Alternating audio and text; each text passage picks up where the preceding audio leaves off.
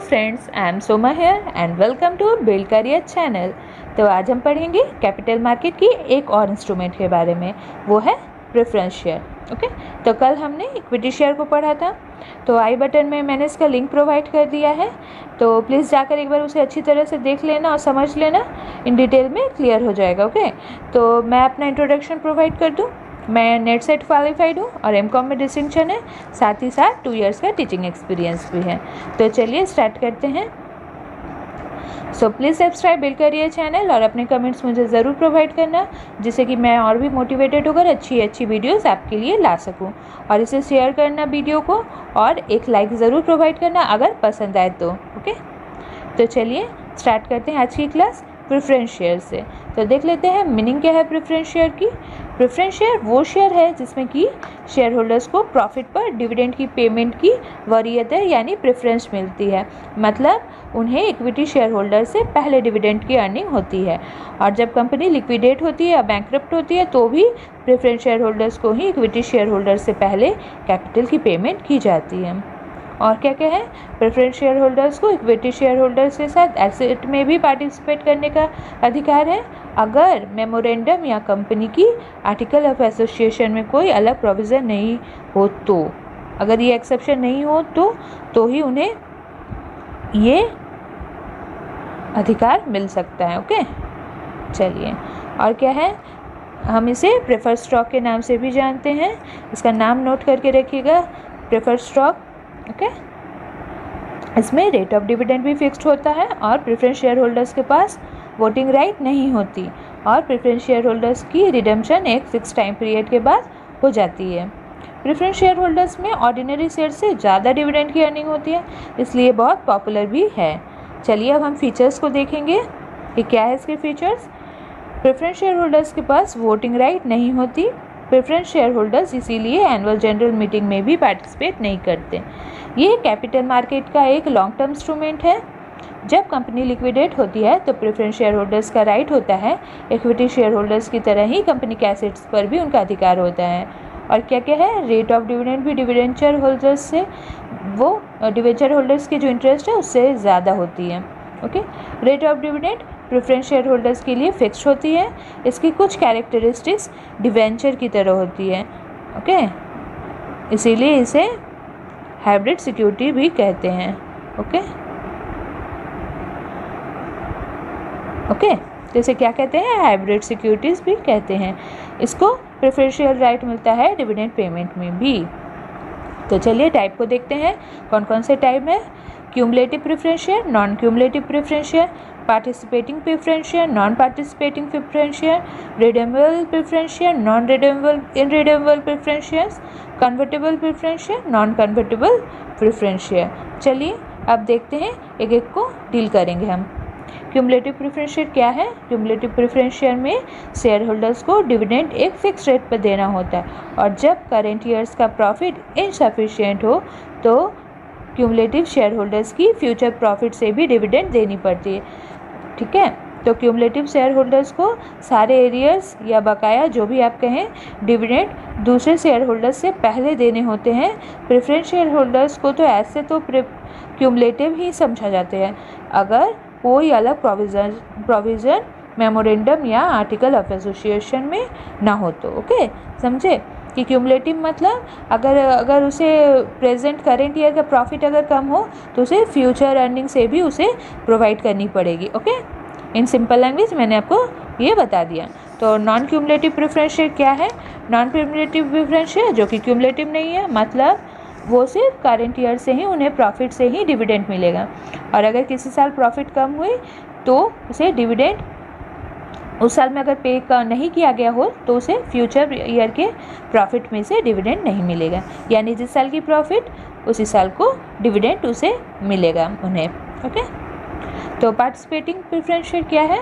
Participating preference share एक fixed rate पर उन्हें डिविडेंड, ऐसे तो फिक्स्ड रेट पर ही प्रेफरेंस शेयर को डिविडेंड मिलता है, पर कभी कभी एक्सेस प्रॉफिट कंपनी के अर्न करने पर इक्विटी शेयर होल्डर्स को पेमेंट करने के बाद भी कुछ प्रॉफिट बचता है, तो उस टाइम पे ये शेयर होल्डर्स को भी सरप्लस प्रॉफिट में हिस्सेदारी होती है। ओके, पार्टिसिपेटिंग मतलब एक्स्ट्रा अगर प्रॉफिट रहे इक्विटी शेयर होल्डर्स को देने के बाद तो उनमें भी डिस्ट्रीब्यूट किया जाता है। नॉन पार्टिसिपेटिंग प्रेफरेंस शेयर क्या है?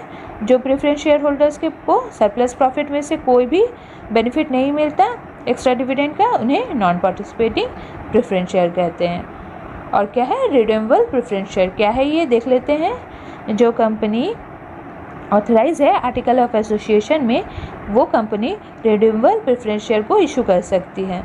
ये फिक्स टाइम पीरियड के लिए इशू किया जाता है और शेयर्स का फुल अमाउंट टाइम पीरियड के एक्सपायर होने के बाद ही पे किया जाता है। हर कंपनी के बैलेंस शीट में शेयर का इशू और रिडम्पशन पीरियड डेट मेंशन होता है। ओके, और एक इम्पॉर्टेंट पॉइंट ये भी नोट कर लेना कि जो कंपनीज अमेंडमेंट एक्ट 1988, ओके, ये पॉइंट बहुत इम्पॉर्टेंट है। जो कंपनीज एक्ट 1988 अमेंडमेंट एक्ट है, ये 1988 में के बाद जो स्टार्ट की जाती है कंपनी इशू करती है प्रेफरेंस शेयर, वो इन रिडीमेबल प्रेफरेंस शेयर को इशू नहीं कर सकती और वो प्रेफरेंस शेयर जो कि 10 साल के बाद एक्सपायर होती है उसे भी वो इशू नहीं कर सकती। ओके, तो ये है redeemable preference share.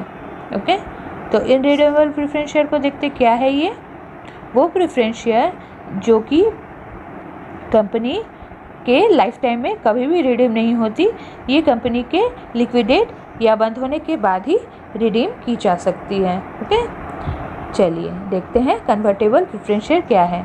Convertible preference share वो शेयर जिसे एक फिक्स पीरियड के बाद इक्विटी शेयर में कन्वर्ट किया जा सकता है, उसे हम कन्वर्टेबल इक्विटी प्रेफरेंस शेयर कहते हैं। नॉन कन्वर्टेबल इसका उल्टा मतलब जो कि इक्विटी शेयर में कन्वर्ट नहीं किया जा सकता, उसे हम नॉन कन्वर्टेबल प्रेफरेंस शेयर कहते हैं। ओके, चलिए अब मेरिट्स देख लेते हैं या एडवांटेज देख लेते हैं प्रेफरेंस शेयर की from the point of view of company के पॉइंट ऑफ व्यू से देखते हैं। चलिए, इसमें कोई डिविडेंड की पेमेंट करने की कोई लीगल ऑब्लिगेशन नहीं होती, पर उन्हें कंपनी की जो पोजीशन बनाए रखने के लिए और गुडविल बनाए रखने के लिए करना ज़रूरी है, बट कोई लीगल ऑब्लिगेशन नहीं है।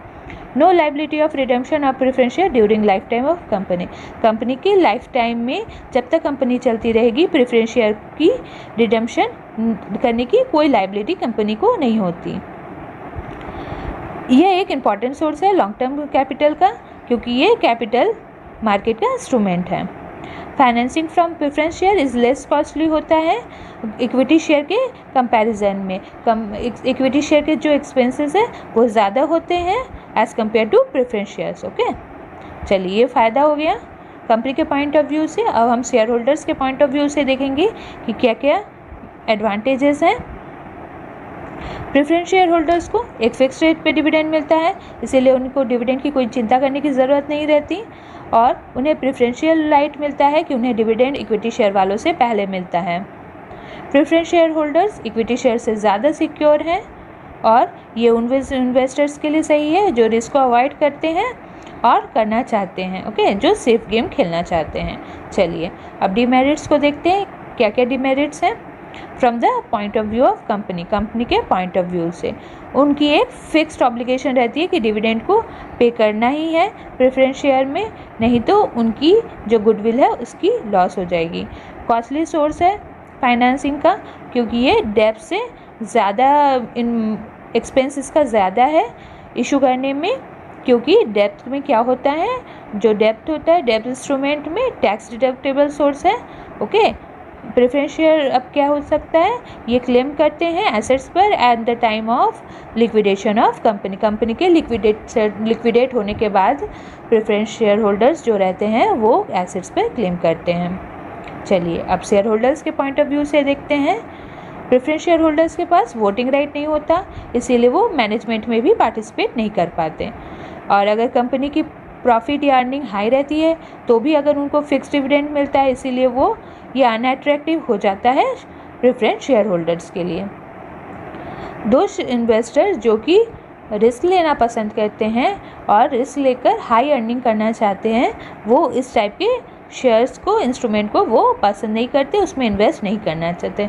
ओके, तो चलिए यहीं पे क्लास एंड करते हैं, क्योंकि मैंने सारे पॉइंट्स आपको प्रेफरेंस शेयर से रिलेटेड क्लियर कर दिए हैं। तो अगर आपको ये क्लास पसंद आए तो प्लीज़ एक लाइक करना और जिससे शेयर ज़रूर करना अपने दोस्तों के साथ। Thank you for watching.